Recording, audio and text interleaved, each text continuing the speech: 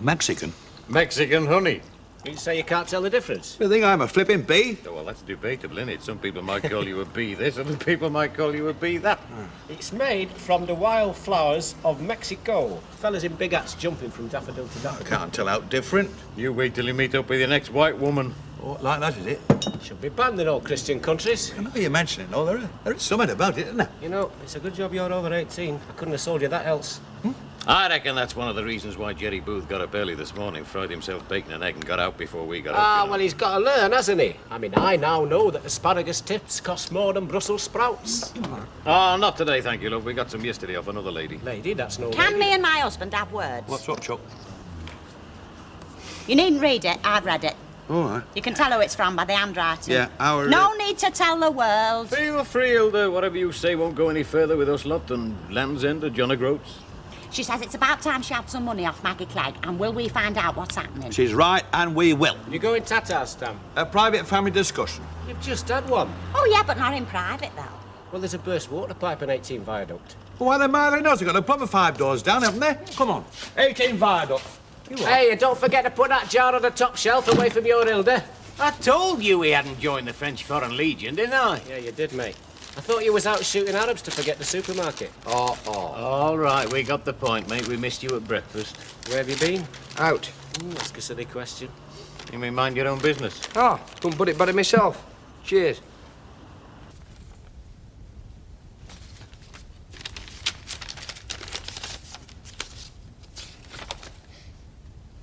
Oh, offering us 10% discount on all colour films. Oh, yes.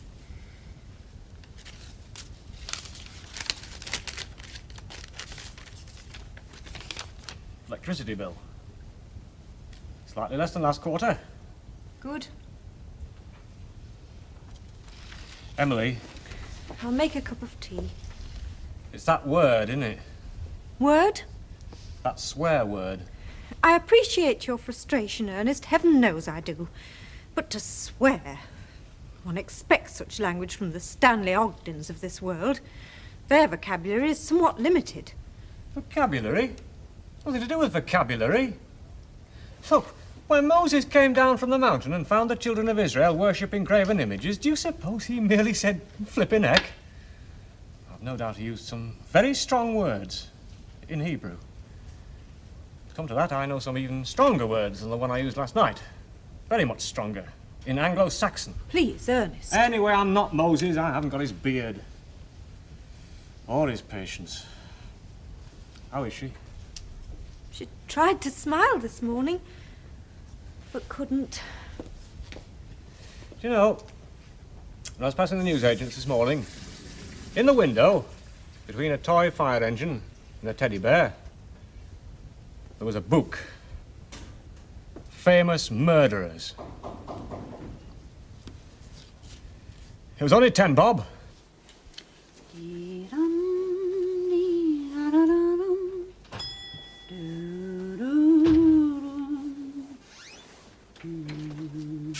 Dashing away the smoothing iron, eh, Maggie? It's one of my domestic days. Laundry at 8 o'clock. My book study's till 10. And now. Is that why Lucille's behind the counter? Yes, just for a while. She's not taken up permanent residence, then? Was there something, Cyril? I just called in to say I'm sorry. Well, you've said that once already. Well, I'm saying it again, Maggie. It's not like me to browbeat, you know that.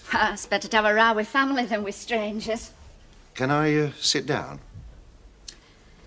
Put the kettle on. So wonder Lucille hasn't been shouting for a cup. There's somewhat I'd like to chat about. The shop again. I'm sorry, Cyril. Well, you wouldn't need to worry about domestic days, would you? No, I don't suppose I would. Nor all them university things. Oh, a good thing, that BBC University. I saw one on Roman discoveries. I'm sorry, Cyril. Me and Betty get on fine, at a distance. But under the same roof. Well, you remember last time.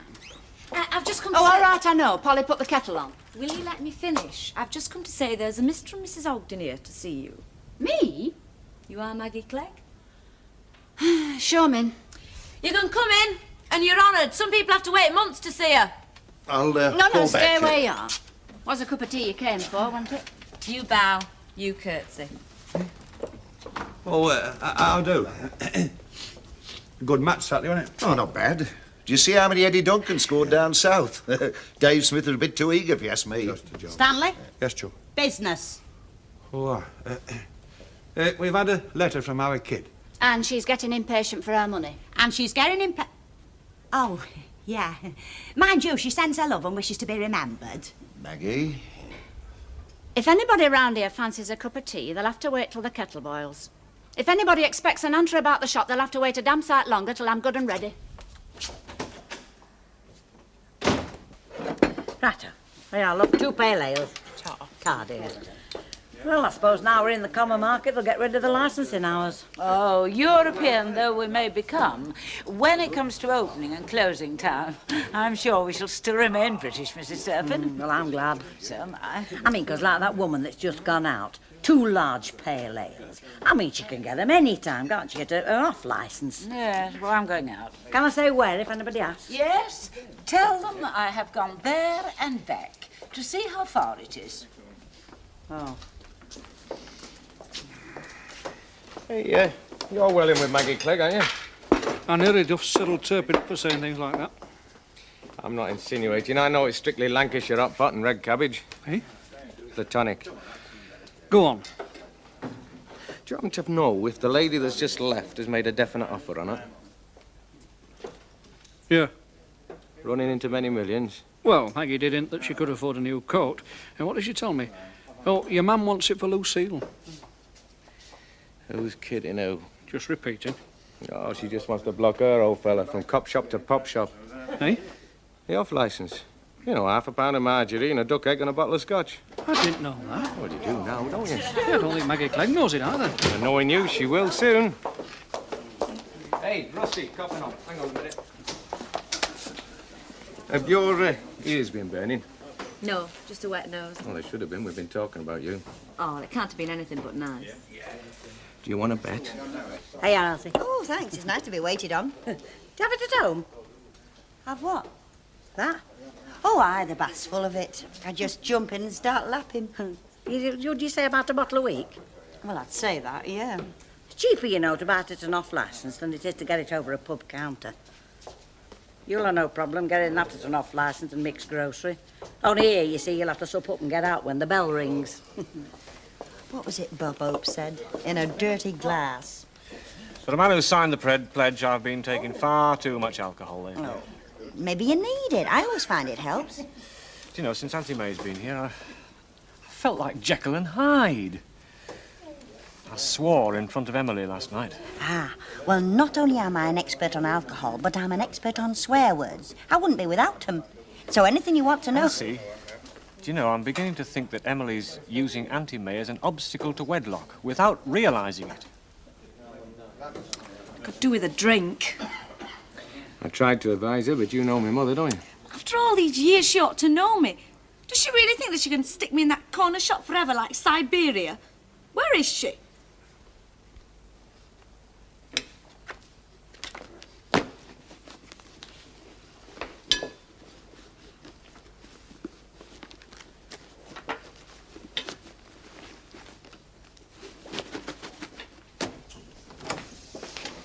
Oh, yeah, something smells good. I think your catarrh must be playing you up, mate. Nout smells.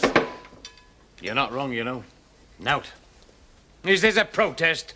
There's nothing at sort. I've just got something to do with my dinner hour. Something special. Oh, well, so have we, like eating. Well, I should nip off to the supermarket, get some nice caviar. I believe they've taken 2 new pence off French snails. And there's a chance of winning a holiday for yourself in the Bahamas by saving up the labels off stuffed vine leaves. Ta-ra. All your flaming fault. My flaming Your fault? flaming fault. Why my flaming fault? Well, you provoked him. I provoked... You provoked him. Well, leave it then. United we stand. If he wants to be like that about it, we've got to show him we can fight back. You're damn right. Who's he to push us round? What do you suggest? Jackson's chippy. Betty, will you fetch us in a couple of scotch? Yes. Thanks, Billy. Calm down. Calm? My hand's going like an hummingbird. You know, I never thought you'd get that worked up. Well, wouldn't you? Not having your man ruling and regulating my life. So I said to this big fat fella, oh, hello, Mum. I'll go and put a kettle on. Well, I'm ready for a cup of tea, and I'm sure you are, dear, after all the morning in the shop. All morning? What about all year? And what about all my life? What's that, dear? You wanted to stick me in that corner shop forever. Lucille! Well, I mean, you'd be wasting your money. I mean, do you think I'd stick it? Lucille, please, dear, I thought you liked the shop. Yes, I do when the fancy takes me. I mean, I don't mind helping out. But to be stuck there till I'm 19 and my hair's gone grey, my hands have gone all knobbly up, no doing. So, you were there all the time? I was asked to bring in 2 whiskies. Well, take them back, and in future have the goodness not to hover. Pardon? Look, just because you and I are fairly certain that we're going to be business rivals, there's no need to talk in thin ham slices to me.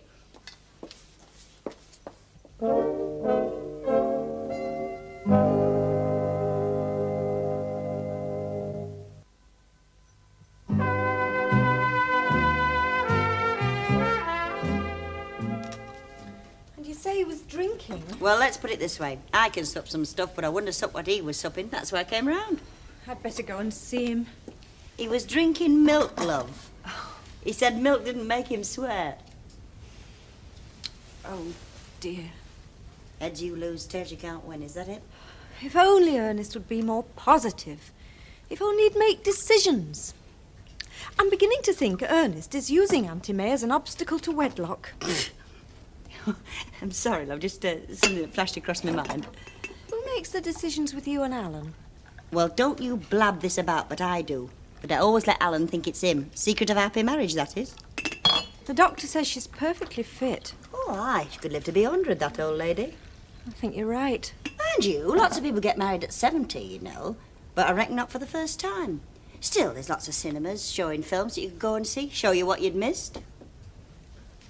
Perhaps I ought to make a decision. Yes, love. I think you ought. And a window at the back, eh? Oh, if it could be done. That wall will need a bit of strengthening, won't it? There'll be a brick storeroom in the backyard. That'll cost you a bob or two. Well, I'd rather you chaps did it instead of anybody else. I mean, you're mates, and you'll make a good job on it, wouldn't you? Well, that's very nice of you to say so. Hey, up, the happy wanderers return. Oh, I'm 5 minutes late. I'll stay behind 5 minutes to make up for it. Been rambling then, have you? You should have brought us a bunch of buttercups. Amongst other calls I've had to make, I've just been to the library. Oh, did you hear that? Well, we was noshing our dirty great thick steaks covered in onions and Nick the Greeks. He was at the library. Oh, I didn't even know he could read. Oh, I can do sums and all. Bet he's got his eye on one of them birds. Well, that one's shaped like a brick chicken house. Says 10p to pay. Very funny is that. Would you like to go to the corner shop with Cyril and start measuring up, mate? No, not yet. Perhaps tomorrow. Well, after what you just said, I thought it was all cut and dry. Well, I just got to finalise things with Maggie, that's all. Later on, eh?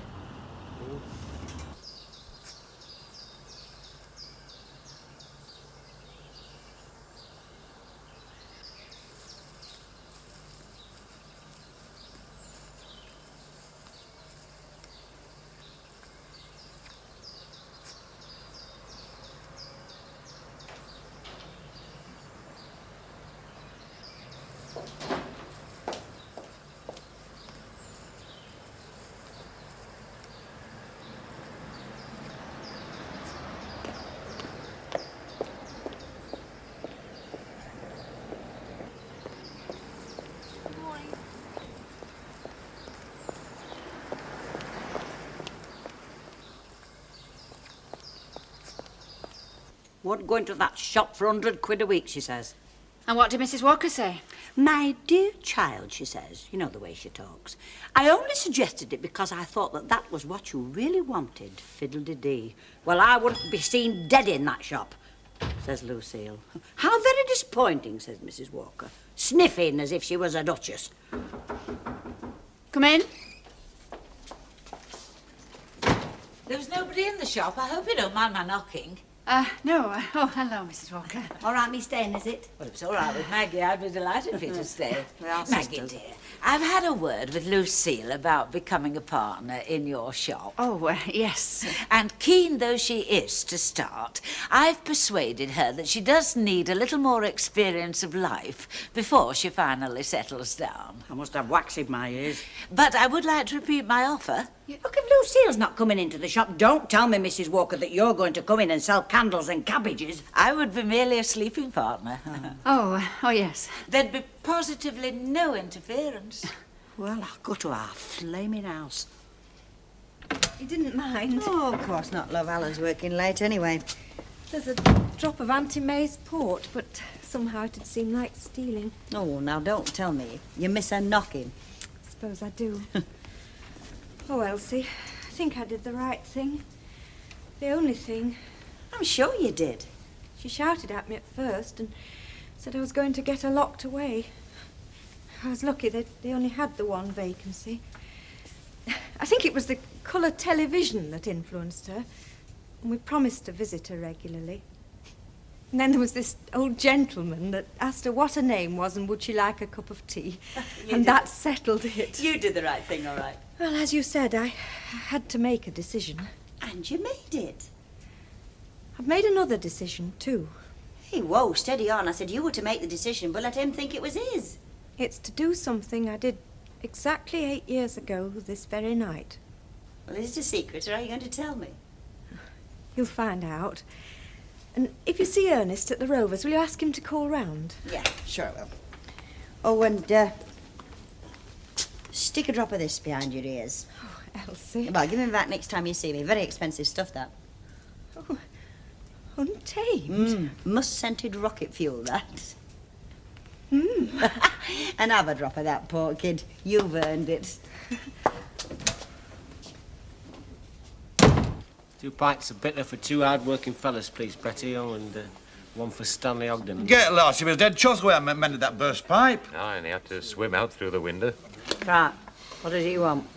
15 pints of mild, 32 pints of bitter, and 67 pints of mixed on a tray to take out. Oh, if I kept you at your word. Now, give us 3 pints of sludge, love. Right. For sup in here. And the darts. Honestly, Auntie Annie, there's no future in that I shop. disagree with you entirely. Oh, pennies and halfpennies, that's the sort of profit she makes on some of them tins. And it's hard graft all day Saturday and Sunday morning as well. She's right, you know, Mum. The best thing Maggie Clegg can do is marry a fellow who's got a regular job and a regular wage. Nevertheless, I intend to purchase a half interest. And what if she does a bunk like the other one? How'd you cope? You don't see me as a grocer, I hope. Excuse me. Mr. Bishop, I do trust you're not going to ask me for another glass of milk. Well, I mean, if Newton and Ridley's had a dairy as well as a brewery, well, they might be delighted for me to sell you milk. Well, in that case, I'll have a lemonade, please. Hey, you won't start fighting, will you? Hey, Stanley, you know them American films? What, cowboys? No, them where they wear dicky bows. Oh, aye. Have you ever noticed the way the boss is always being invited back for a meal, back to the home for a meal, by the work people? I'm not with you. You see, Stanley, he means that me and him is your bosses, right? Right. So if you want to curry favour with us, you might ask us back to your gaff for something to eat. Oh, well, no, there wouldn't be enough, you know. Besides, we aren't wearing dicky bows, are we? Well, when we start this big contracting business. What's your meat and potatoes like, love? Fine, love. How's yours? I wish I knew what Jerry Flaming Booth was piddling about at.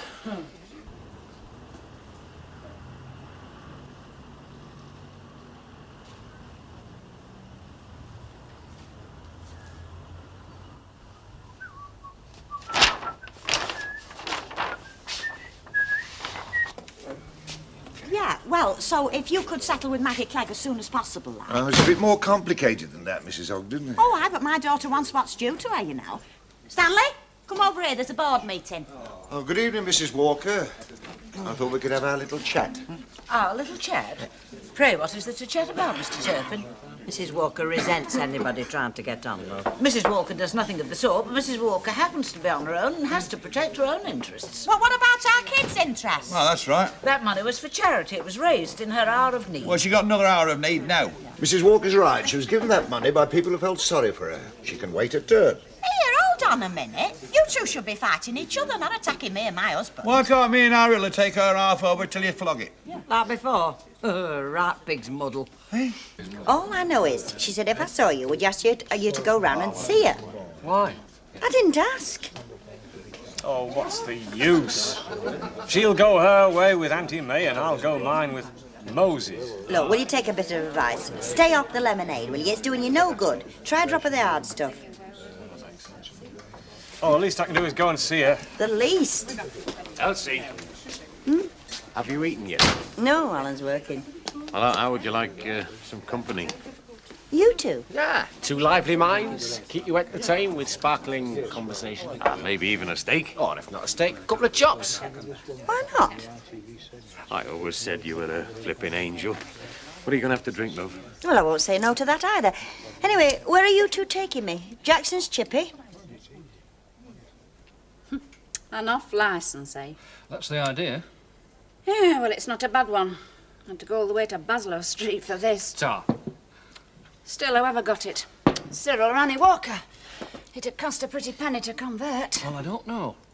Well, I'm not sure, but I wouldn't mind betting that Annie Walker has got her brewery behind her, and Cyril, ex-Bobby and that, has got another brewery behind him.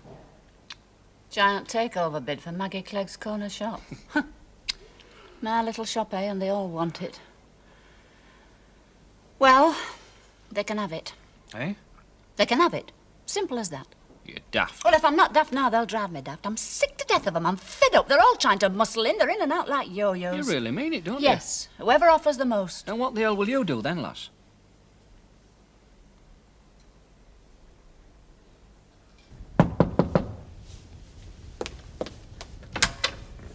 Emily? Ernest? It's a bit chilly outside. Yes, it is a bit chilly. It's going to get warmer, though. Oh, So the weatherman said. did he? Not that that's anything to go by. No. Shh. Something? I could have sworn I didn't hear Auntie May knock. You didn't. Didn't?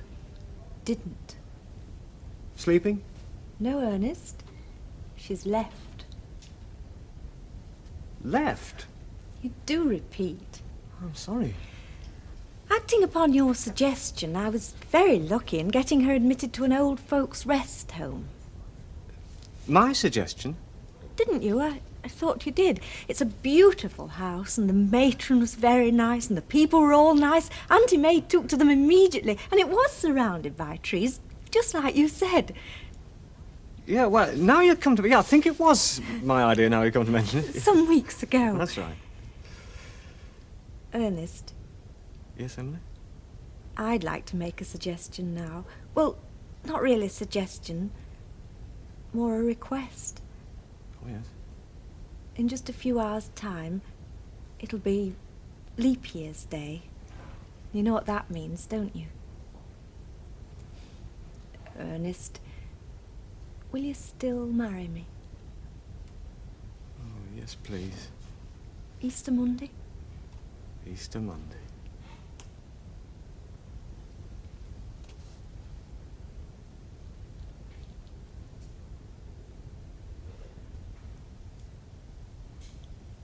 Emily, Yes, Ernest. you've been drinking the port wine.